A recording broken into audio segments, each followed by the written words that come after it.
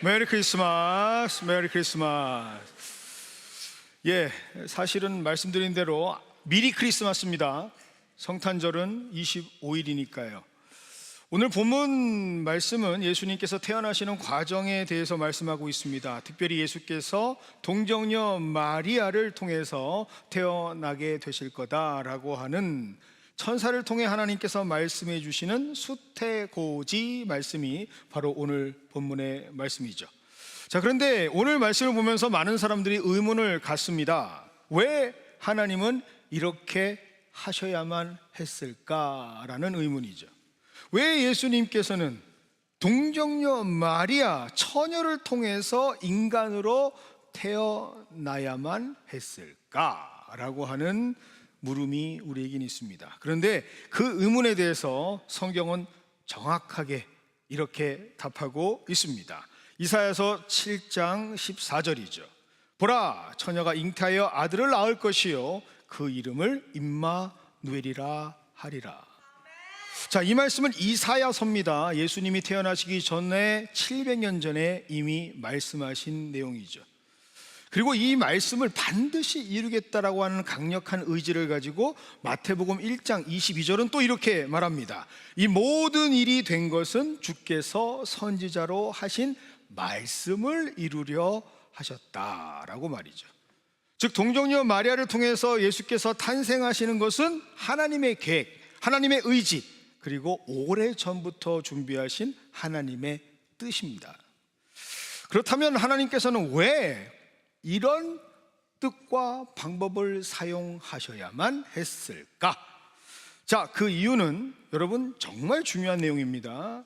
하나님은요, 하나님이 일하실 때는요, 오직 하나님만이 하실 수 있는 방법으로 일하시는 분이기 때문에 그렇습니다. 하나님께서는요, 이 창조의 세계, 우리 같은 피조물들이 상상하거나 생각할 수 있는 방식으로 일하시는 분이 아니라 우리가 살고 있는 이 박스, 아웃 오브 박스, 그 밖에서 초차원적으로 일하시는 분이기 때문에 우리에게 하나님이 하시는 방법이 이것이다라는 것을 알려주시기 위해서 동정녀를 통해서 태어나시는 겁니다. 그리고 가장 중요한 목적이 또 하나 있죠. 예수님께서 이 땅에 오신 가장 중요한 목적이 뭘까요? 이건 답해야 되지 않나요? 예수님께서 우리의 죄를 대속하시기 위해서 이 땅에 오셨잖아요. 그러니까 우리의 구원자가 되기 위해서 이 땅에 오셨기 때문에 예수님께서는 그런 일들을 하실 수밖에 없어요. 왜냐? 구원자는요, 두 가지 조건이 꼭 맞아 떨어져야 합니다. 반드시 구원자가 되려면 이 조건을 충족해야 되죠. 첫 번째 조건은 뭐냐? 완전한 신. 두 번째 조건은 완전한 인간. 이 두 조건이 맞아져야 구원자가 될 수 있기 때문이죠. 자, 그러면 왜 그럴까? 오늘 조금 어렵게 느껴질 수도 있어도요, 여러분 이게 굉장히 중요한 하나님 말씀이니까 여러분 함께 하도록 하겠습니다. 왜 구원자는 반드시 신성을 가진 존재여야 하는가? 이 질문에는요, 이사야서 43장 11절은 이렇게 답하고 있습니다. 나 외에 구원자가 없느니라. 여러분, 죄는 뭐라고 생각하십니까? 여러 가지 우리 이해들이 있지만 여러분, 죄는요 사실 하나님의 뜻대로 살지 않는 게 죄예요. 하나님의 뜻대로 살지 않는다라고 하는 게 죄라면 우리 모두가 다 죄인이죠. 왜요? 우리는 우리의 뜻대로 살고 싶어 하니까. 그래서 이 죄를 해결할 수 있는 존재는 인간은 없어요. 오직 하나님만 하실 수가 있습니다. 그래서 예수님께서 신으로 오셔서 신으로 돌아가신 거예요. 만약 예수님께서 인간으로 오셨다면, 인간만으로만 오셨다면 순교이지 신이 될 수가 없습니다. 대속의 신이 될 수가 없죠. 자, 그렇다면 왜 또 반드시 인간이어야만 하는가? 여러분, 이 이유에 대해서는 더 집중해서 들으셔야 돼요. 자, 만약 구원자가 죄인의 대표가 아니라면 구원자가 될 수 없기 때문에 그렇습니다. 성경 히브리서 2장 17절 이렇게 말합니다. 그가 범사의 형제들과 같이 되심이 마땅하도다. 여러분, 죄는 누가 짓죠? 인간이 짓습니다. 그러면 그 죄의 값은 누가 받아야 되죠? 인간이 받아야 되겠죠. 그런데 그 죄의 값은 뭐라고 우리는 배웠죠? 죄의 값은 사망입니다. 그러니까 분명히 인간의 죄는 인간이 죽음으로만 값을 치를 수가 있겠죠. 인간이 아닌 존재가 대속해서 인간 죄를 대표해서 뭔가 사해준다? 그러면 그것은 완벽한 구원자가 될 수가 없습니다. 이것을 우리에게 보여준 게 뭐냐면, 성경의 구약에 보면 우리가 죄를 짓고 그 죄를 전가시켜서 예물을 죽여서 하나님께 제물로 드리죠. 그건 뭘 우리에게 보여주기 위함이죠? 죄의 값은 사망이다라는 걸 보여주는 것 뿐이지, 그 우리의 죄가 그것으로 인해서 대속된다라는 건 아니에요. 그러니까 인간이 죽어야 된다라는 거죠.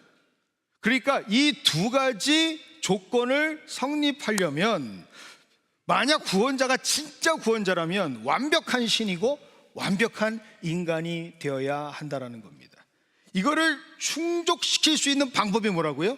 동정녀 마리아에게서 태어나시는 겁니다.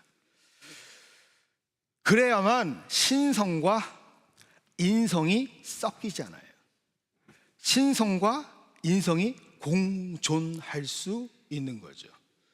그래서 예수님께서는 무엇으로? 성령으로 잉태가 되시는 거고, 그래서 신성을 가질 수 있는 거고, 그 마리아의 동정녀의 자궁에서 안착을 하셔야 사람의 몸을 가지고 태어나시는 인성까지도 갖고 계실 수가 있는 겁니다. 그래서 그 뜻을 가지고 오늘 본문 1장 35절은 이렇게 말합니다.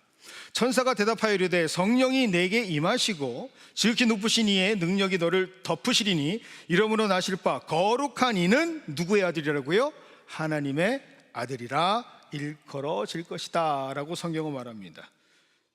자, 그렇다면 여러분, 이 과정 속에 굉장히 중요한 한 가지가 충족이 되어야겠죠. 그건 뭘까요?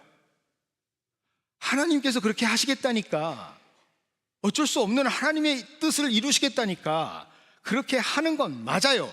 그런데 이 방법 중에 반드시 필요한 존재가 있습니다. 누굴까요? 동정녀가 있어야죠.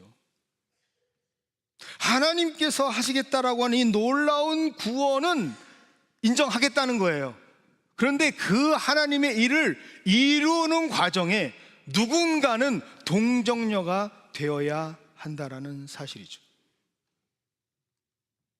그리고 그는 누군가 어떤 사람인지 모르겠지만 자신의 의지와는 전혀 상관없이 어쩔 수 없는 선택을 받은 사람이라면 그냥 택함 받았다는 이유만으로 이 하나님의 역사를 그냥 감당해야 되는 겁니다.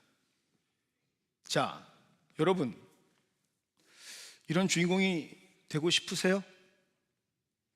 우리 옆에 있는 분들에게 얼굴을 좀 보면서 주인공 하시렵니까? 이런 주인공 되고 싶으세요? 절 보지 마시고요. 그런데 그 주인공이 누구예요? 마리아예요.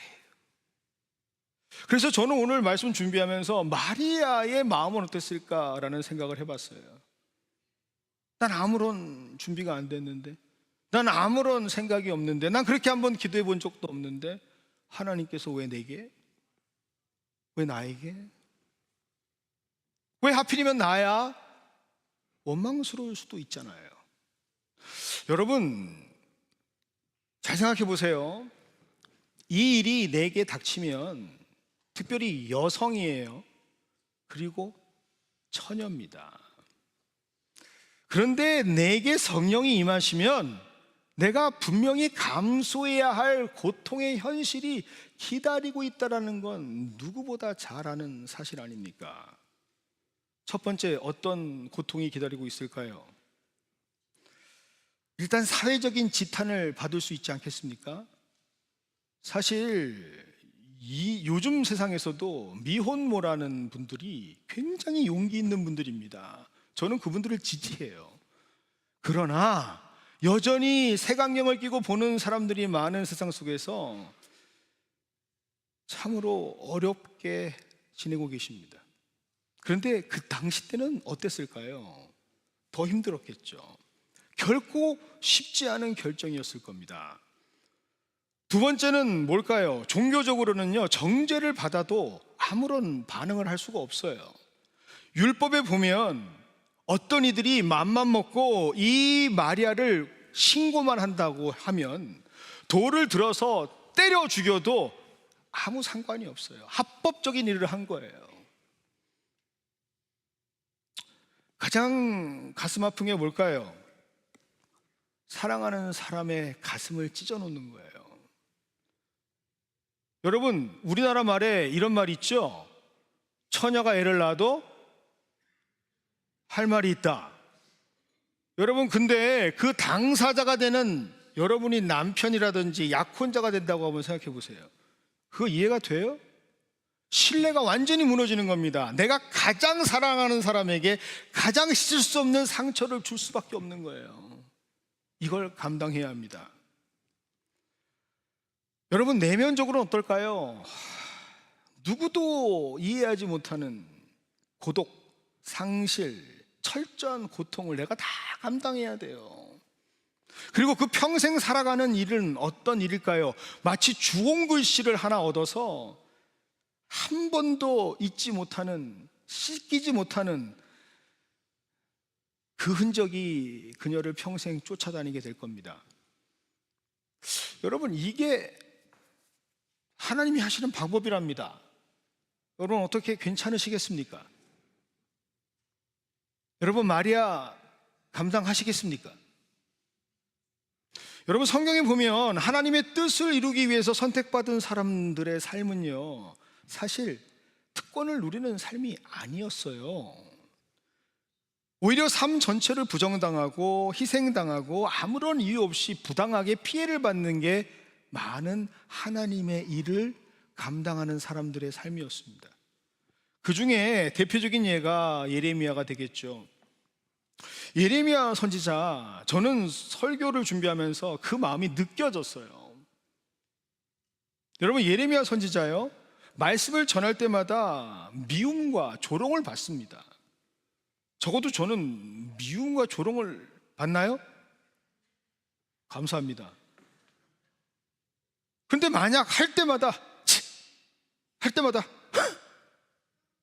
웃기고 있네. 여러분, 이런 취급을 당한다면 여러분 어떻겠어요? 그 마음이. 한 명도 말씀을 듣고 바뀌는 사람을 본 적이 없어요. 그런데 난 매주 하나님 말씀을 전해야 돼요. 오히려 매국노로 몰리고 가업에 투옥되고 구덩이에 던져지죠. 고독한 독신의 삶을 강요받습니다. 여러분, 예레미야가 얼마나 후회가 되면 이런 말씀까지 기록되어 있는 줄 아십니까? 예레미야서 20장 7절입니다. 여호와여, 주께서 나를 꾀셨기 때문에 내가 이 꾀임을 당했습니다. 아마도 성경에 기록되어 있는 가장 처절하고 진실한 신앙 고백이 아닌가라는 생각을 해봅니다. 그래도 이렇게 고생하면, 결과라도 좋으면 그나마 보람이 있고 위로가 될 텐데 그 결과요? 아무것도 없어요. 자기가 살아갈 때 아무것도 성공이나 영광의 열매를 따본 적이 없어요. 어떻게 보면 부당하고요, 어떻게 보면 강압적이고 인간적으로 보면 폭력적이라고 느껴질 수도 있죠. 여러분, 그런데 이런 억울한 상황을 성경은 뭐라고 말하는 줄 아십니까? 오늘 성경은 이걸 뭐라고 얘기하는지 한번 들어보시겠습니까? 누가복음 1장 30절입니다. 내가 하나님께 은혜를 입었노라. 은혜를 입었대요. 여러분, 어떻게 이게 은혜를 입은 거라고 생각될까요? 여러분, 과연 이런 일이 우리에게 생긴다면 여러분 은혜 입었다고 말할 수 있습니까? 우리 귀한 우리 은경자매, 윤경자매는 아멘이라고 소리쳤지만 여러분, 이런 일이 나에게 닥쳐온다면 여러분 그거 감당할 수 있겠어요? 이거 은혜라고 얘기할 수 있겠어요?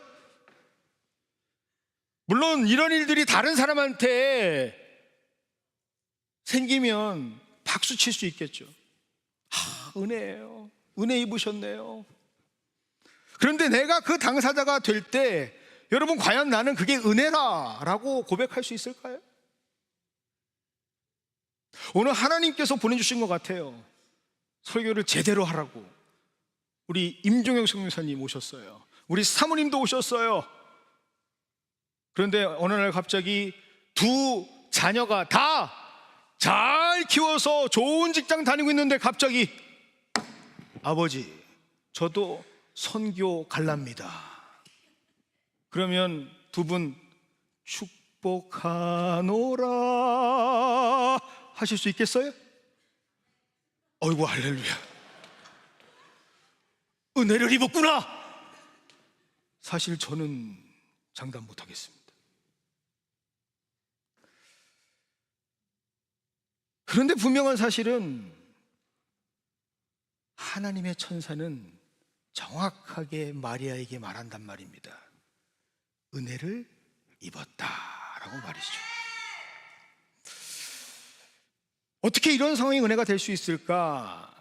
고민하면서 말씀을 준비하면서 성경의 원어를 살펴보니까 그 은혜라고 하는 단어는요, 지금까지 우리가 알고 있었던 은혜랑은 조금 다른 의미를 가지고 있습니다.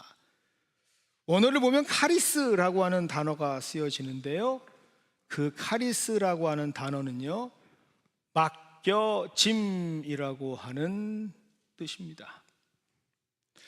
즉, 성경이 말하고 있는 은혜는 모든 것이 다 우리 생각대로, 아니 우리 생각보다 훨씬 더 잘 되고, 모든 것이 편안하고, 모든 것이 안락하고 풍성하고 잘 풀린다, 그것이 은혜다라고 하는 뜻도 있겠지만, 또 다른 의미에서의 은혜는 맡겨짐도 있다라고 성경은 말합니다. 이러한 뜻을 아는 사람들은 그래서 관점이 바뀌게 되는 거죠. 즉, 은혜란 하나님의 역사가 나에게 맡겨지는 것이다 라고 하는 새로운 은혜의 정의를 갖게 됩니다. 그리고 이 깨달음은 그동안 우리가 얼마나 균형 잃은 한쪽으로 치우친 건강하지 못한 신앙생활을 했는지 자동적으로 깨닫게 되죠.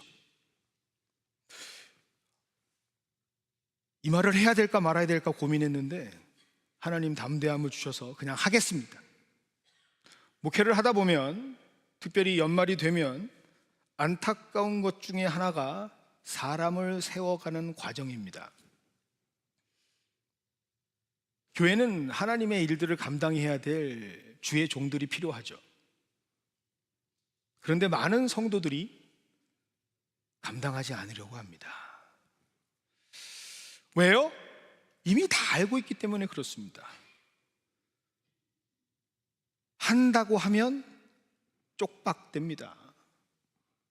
일단 교회를 맡으면 고생하는 것이 불보듯 뻔한 일입니다.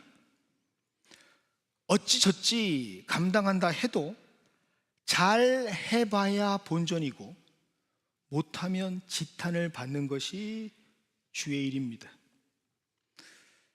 그래서 어떤 분들은 뭐라고까지 얘기하느냐, 제가 인터넷 사이트를 뒤져보니까 성도들이 말하는 내용들이 이렇게 있더라고요. 독이 든 성배다라고 말이죠. 그래서 보통 이렇게 말하는 게 우리의 자연스러운 모습일 수 있습니다. 이래서 부담스러워서, 저래서 능력이 안 돼서, 자격이 안 돼서 사용하겠습니다. 그리고 아무것도 맡겨지지 않으면 뭐라고 얘기하죠? 은혜를 입었네. 물론 누구든지 교회 공동체에서 내가 하고 싶은 것이 맡겨지면 즐겁게 기꺼이 감당합니다. 오히려 적극적으로 하나님 드디어 나를 알아보셨군요 감사하면서 그렇게 교회를 감당하려 하죠. 그런데 우리 하나님이 그런 분이 아니에요. 우리 하나님은요, 내가 하고 싶지 않은 것을 맡기시는 분이 우리 하나님입니다. 내가 원하고 바라는 것들은 원체 들어주시지 않는 분이 하나님이에요. 우리를 항상 부르시고 맡기시는 은혜의 사역 자리는요, 결코 반갑거나 환영한 일들이 많은 곳이 아니에요. 어려움만 있는 것 같아 보여요. 먹는 것이 즐겁죠. 근데 만드는 것은 어떨까요? 귀찮잖아요. 여러분, 섬김 받는 것이 편하고 행복하죠.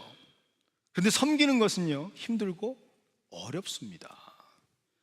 누리는 것은 즐겁죠. 그런데 책임지는 것은요, 굉장히 부담스럽습니다. 우리는 아무런 수고 없이 누리는 것을 은혜라고 생각했던 시간들이 있었어요. 그런데 오늘 성경 보니까 맞는 것이 은혜라고 말씀하시네요. 그러면서 오늘 누가복음 1장 30절은 이렇게 말씀하십니다. 두려워하지 말라, 무서워하지 말라. 왜요? 그 맡기셨다라고 하는 사건을 하나님께서 감당해 주시기 때문입니다. 물론 정말로 감당할 수 없는 참으로 안타까운 불가항력적인 상황에 있는 분들이 있어요. 너무나 섬기고 싶고 너무나 열심히 하고 싶고 너무나 무슨 매사에 하나님 불러만 주시면 할게요 라고 마음은 원인 분들이 있어요. 그런데 진짜 상황이 안 되고 조건이 안 되는 분들도 있어요. 그런 분들은 마음 어려워하지 않으시기를 원합니다. 그런데 많은 분들은 이렇게 말한다니까요. 겸손한 것처럼 말씀하시면서 제가 자격이 없어요 라고 말이죠. 그러면 오늘 도대체 성경에서 마리아는 어떤 자격이 있길래 하나님께서는 그를 은혜해 주셨을까요? 그에게 맡기셨을까요? 우리 한번 따라해 볼까요? 하나님은 겸손한 사람에게 맡기신다. 그렇습니다. 마리아 그녀는요, 놀라운 하나님의 자리를 비워두었어요. 내 생각과 내 뜻은 내려놓고 하나님의 뜻이 세워질 수 있도록 무엇을 마련했다? 하나님이 일하실 수 있는 자리를 마련해 두었단 말입니다. 이게 바로 겸손이에요. 그렇게 하나님께서는 항상 하나님의 자신의 뜻을 이루시기 위해서 기꺼이 자신의 뜻을 포기하고 하나님의 뜻을 위해서 자리를 비워내는 사람을 통해서 일하시는 분입니다. 그것을 우리의 고백으로 바꾸고 싶다라는 생각이 들지 않습니까?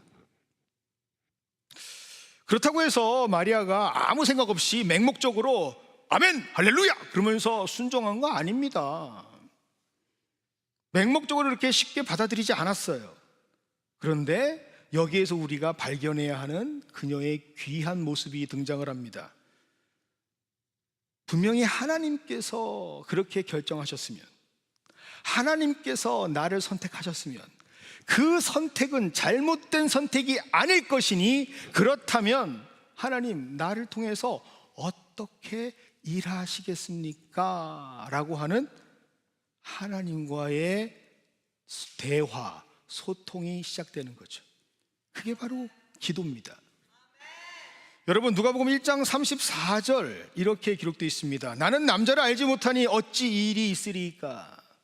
우리나라 성경이 조금 아쉬운 게 바로 이런 부분이에요. 그 맥락이 우리나라 성경만 보면 조금 오해가 될 수 있는데, 원어를 보면 여러분, 마리아의 본 뜻과 마음은 그런 모습이 아니었어요. 거부가 아니라 하나님께 뜻을 묻는 겁니다. 하나님 어떻게 이루시려 하십니까? 이것은요, 여러분 누가복음에 보면 세례 요한이 태어나는 장면들이 기록이 되죠. 비교를 하게끔 일부러 하나님께서 만들어 주신 거예요. 세례 요한도요, 전혀 불가능한 상황 속에서 태어나는 하나님의 은혜를 받게 되는데, 그때 하나님이 말씀하실 때 사가랴가라고 하는 사람은요, 반응을 마리아랑 완전 다른 반응으로 합니다. 내가 어떻게 알리요? 의심하고 거부하면서 하나님의 뜻을 저버리는 사람처럼 반응하죠. 근데 마리아는 그런 의심이 아니에요. 이해를 강구하면서 하나님께 부탁을 드립니다. 그래서 마리아의 반응이 위대하다라고 말하는 거죠. 왜 내가 선택을 받았는가? 거부하고 부당한 감정으로 반응하는 것이 아니라, 하나님, 그렇다면 하나님께서 나를 통해 어떻게 일하시겠습니까? 라고 궁금하고 기대되는 마음으로 하나님께 요청하고 있는 겁니다. 여러분 기억하십시오. 이렇게 하나님의 뜻을 알고자 하는 자들에게 하나님은요, 은혜를 주시는 것을 거부하지 않으세요. 다시 말하면 하나님께 묻는 자에게, 하나님과 소통하는 자들에게 하나님께서 주시는 선물이 있는데, 그것이 뭔지 아십니까? 바로 말씀을 주시는 거예요. 그리고 그 말씀이 깨달아지게 되는, 그 뜻이 무엇이, 하나님이 무엇을 원하시는지를 분명히 알 수 있는 지혜가 생기는 겁니다. 누가복음 1장 35절은 이렇게 말씀하고 있습니다. 성령이 내게 임하시고 지극히 높은 이의 능력이 너를 덮으시겠다라고 말이죠. 여러분, 하나님께서는요, 분명하게 일하시는 방법이 있는데, 잘 들으세요. 하나님은 맡겨짐을 받은, 은혜를 입은 사람을 통해서 내가 해도 되는데 너를 통해서 나의 영광을 얻게 하겠다라고 하는 계획을 갖고 계시기 때문에 우리에게 맡겨주시는 거예요. 다시 말씀드릴게요. 사실 하나님은요, 우리가 없어도 하나님의 일들을 다 행하실 수 있는 능력이 하나님이심을 믿습니다. 우리가 꼭 필요하지 않아요. 우리 반드시 필요하지 않아요. 하나님은 그렇게 의존적이거나 부족한 분이 아니에요. 그러나 그럼에도 불구하고 하나님은 왜 홀로 일하지 아니하시는가? 우리를 그 거룩한 하나님의 역사에 참여시키시고 부르시고 하나님의 역사가 무엇인지를 보고 깨닫고 느끼고 선포하고 영광을 드릴 수 있는 하나님의 사람으로 택하신 것이라는 사실을, 그래서 그것이 은혜라는 사실을 깨닫는 저와 여러분이 되기를 원합니다.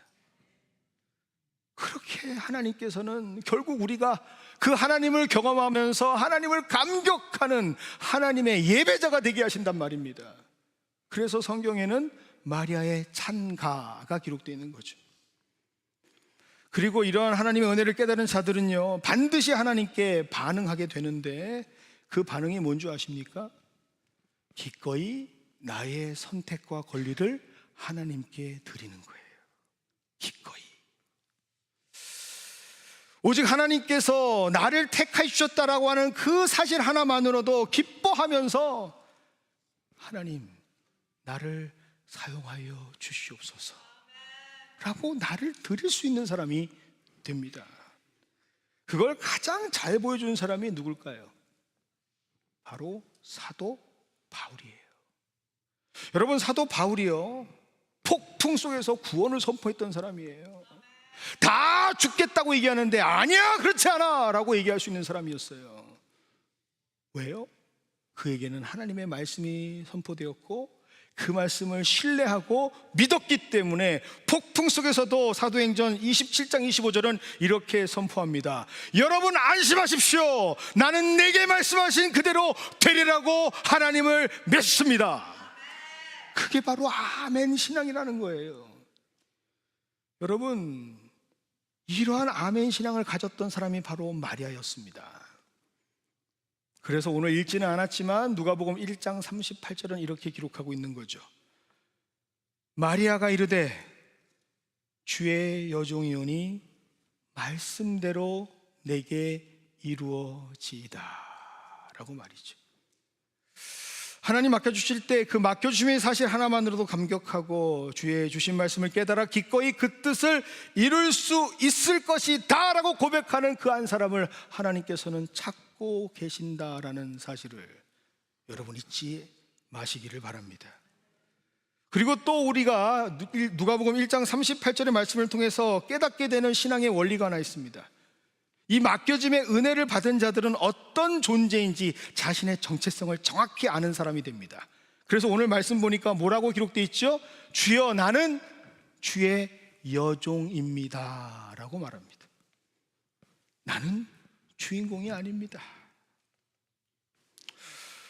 여러분, 마리아가 깨달은 자기 정체성은 구세주의 어머니도 아니었고요, 위대한 여성도 아니었고요, 선택받은 특별한 존재도 아니었어요. 그저 전적으로 은혜에 선포된 주의 말씀을 통해서 그 맡겨진 말씀이 나를 통하여 말씀대로 이루어질 것이다. 그러니 나는 주의 종입니다 라고 고백할 수 있었던 거죠. 여러분, 왜 이런 일이 벌어질까? 내가 특별해서일까요? 아니에요. 특별하신 하나님이 특별하게 나를 선택하시고 그 일을 특별하게 이루어 주시는 은혜를 우리에게 허락하시기 때문입니다. 그런 사람이야말로 원망하지 않습니다. 그런 사람이야말로 감당할 수 있는 힘을 얻게 되는 거죠. 하나님, 고통을 제거해 주세요. 하나님, 이것 좀 바꿔주세요. 그런 모습이 아니라 내게 주신 은혜가 내게 족합니다. 하나님 앞에 내가 바뀌는 그 놀라운 은혜를 덧입게 되는 것이죠. 이런 하나님의 사람들에게 하나님은 약속 하나를 하시는데 그 약속이 무엇이냐? 바로 1장 35절의 가장 중요한 말씀 중에 하나입니다. 지극히 높으신 이의 능력이 너를 덮으시리니 라는 말씀이죠. 여러분, 오늘 마리아가 과연 오늘 본문에서만 쓰이고 사라질까요? 예수님께서 태어나는 그 과정 가운데에 그냥 딜리버리만 하고 분만만 하고 끝나는 사람으로 기록되어 있을까요? 아니에요. 마리아는 어디까지 기록되는 줄 아십니까? 끝까지 기록됩니다. 여러분, 요한복음 19장 25절은 이렇게 기록하고 있습니다. 예수의 십자가 곁에는 그 어머니가 섰는지라. 여러분, 이때 마리아는요 무능력했겠죠. 죽음을 막을 수는 없었을 겁니다. 그러나 그럼에도 불구하고 끝까지 죽어가는 아들의 곁을 지킵니다. 평생을 따르겠다 다짐하고 맹세했던 제자들은 한 사람도 없었습니다. 그들과는 확연히 구별되는 하나님의 자리에 그녀는 서 있습니다. 그리고 그 십자가에서 지금 하나님의 말씀을 이루시기 위해서 대속되어지는 제물이 되어 하나님께 제사 드려지고 있는 아들을 바라봅니다. 그 아들이 바로 나에게 맡겨주셨던 그 아들이었음을 바라보게 되는 거죠. 그 상황이 얼마나 힘들었을까요? 울부짖는 자신의 아들의 모습을 보면서 얼마나 가슴 아팠을까요? 어찌하여 나를 버리십니까? 라고 하는 그 절규를 다 들으면서 창자가 끊이진 아픔을 느꼈을 겁니다. 그런데 그 아픔만 느끼는 것이 아니라 동시에 하나님의 뜻이 지금 이루어지고 있다라고 하는 신비한 감정을 느꼈다는 거예요. 아파하고 절규했지만, 고통을 고스란히 느끼고 있지만, 동시에 완성되어져 가는 모든 사람들을 위해 지금 구원이 이루어지고 있다는 그 모습을 하나님과 동일하게 100% 완벽하게 하나님의 뜻을 알게 되는 특권을 누리는 사람은 누굴까요? 바로 마리아 한 사람밖에 없었습니다. 이것이 바로 하나님의 맡겨짐의 은혜를 일생으로 살아갈 수 있는 성령의 능력이라고 말합니다. 그 성령의 능력을 덧입은 사람은 그래서 힘들고 어렵고 괴로운 일들을 바라보는 게 아니라 나에게 맡겨주신 그 하나님의 은혜가 이루어지는 그 비전을 보면서 하나님의 나라를 선포하며 그 지경을 넓혀갈 수 있는 믿음의 사람들이 될 수 있는 것이죠. 하지만 안타깝게도 하나님의 일을 감당하는 수많은 사람들이 끊임없이 고독 속에서, 고통 속에서, 외로움 속에서 이렇게 되뇌이고 있을 겁니다. 왜 하나님 하필이면 나죠? 왜 많은 사람 중에 내가 이런 고통을 받아야 할까요? 왜 우리 가족이어야 할까요? 왜 내 자녀여야 합니까? 하지만 이러한 질문에 오늘 마리아는 힘주어 답하고 있습니다. 실수가 없으신 완벽한 하나님께서 날 선택해 주셨다는 그 사실, 그것이 은혜 그 자체이고, 그렇다면 반드시 하나님께서 그 일을 이루실 수 있는 분이기에 그것을 감당할 수 있는 능력과 힘을 나에게 주시는 나는 은혜 받은 자입니다 라고 말이죠. 그리고 하나님은 그 방식으로 여전히 변함없이 예수 그리스도께서 다시 이 땅에 오실 그날까지 계속해서 일하고 계십니다. 그리고 이렇게 성령의 특별하신 능력을 덧입고 하나님의 마음을 깨닫게 되는 맡겨주심을 아는 사람들을 통해서 여전히 하나님의 구원의 역사를 이루어 가시고 있죠. 여러분, 해산의 고통 없이 생명이 태어나지 못하듯이, 맡겨진 자가 없이, 은혜 입은 자 없이, 그들의 순종과 고백 없이 하나님의 역사는 이루어지지 않습니다. 오늘이 없이 성탄이 없고 마리아가 없이 성탄이 없다라는 사실을 여러분 꼭 깨달으시기를 바랍니다. 그리고 그것을 감사하며 은혜라 고백할 수 있는 사람들을 찾으십니다. 그리고 그 한 사람만 있다면 하나님께서는 그 역사를 이루어 가십니다. 그리고 또 다른 성탄의 역사는 계속해서 우리에게 허락되는 것이죠. 오늘 우리는 성탄을 준비하면서 성탄 주일로 예배를 드리고 있습니다. 하지만 더 정확하게는 대강절의 네 번째 주일로 하나님께 올려드리고 있습니다. 그리고 말씀을 통해 위대한 탄생을 이루었던 마리아의 말씀을 함께 나누었습니다. 왜 이 말씀을 주셨을까요? 그것은 바로 이러한 마리아가 받은 축복을 우리 모두가 함께 누리기를 원하시는 하나님의 뜻이 있기 때문이 아닐까요? 그래서 여러분, 이것을 아는 분들은 이렇게 고백했으면 좋겠습니다.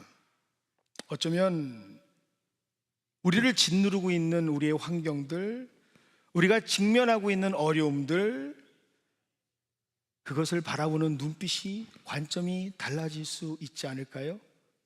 어쩌면 그것이 하나님께서 나에게 맡겨주신 사명이 아닐까요? 그리고 그것이 사명이라면 하나님께서 이루실 거니까 아무리 어렵고 힘들어도 주저하지 않고 다시 일어날 수 있는 성령의 특별하신 도우심을 요청할 수 있는 우리가 되지 않을까요? 그 신비의 주인공이 되시는 저와 여러분이 되기를 원합니다. 그리고 맛보시는 성탄이 되시길 주님의 이름으로 축원드립니다.